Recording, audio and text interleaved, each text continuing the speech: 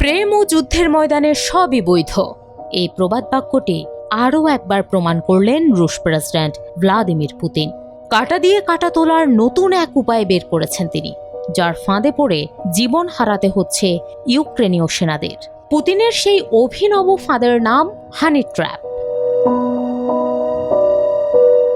সুন্দরীদের প্রতি দুর্বলতা থাকে অনেক পুরুষেরই। এই থিওরি কাজে লাগিয়েই ইউক্রেনীয় সেনাদের কাবু করতে হানি ট্র্যাপের ফাঁদ পাচ্ছে মস্কো। প্রথমে অনলাইন প্ল্যাটফর্মে ইউক্রেনীয় সুন্দরী তরুণীদের খুঁজে বের করা হচ্ছে।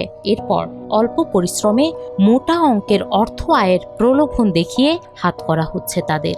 সেই তরুণীরাই পরবর্তীতে ডেটিং ওয়েবসাইটে ইউক্রেনীয় সেনা সদস্যদের খুঁজে বের করে প্রেমের ফাঁদে ফেলছেন।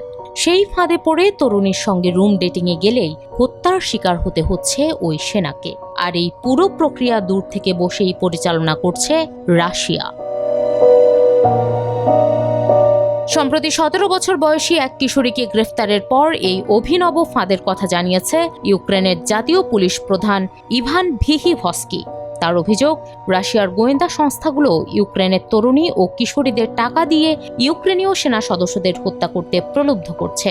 চলতি বছরই এ ধরনের হত্যাকাণ্ডের ঘটনা ঘটেছে অন্তত 6টি।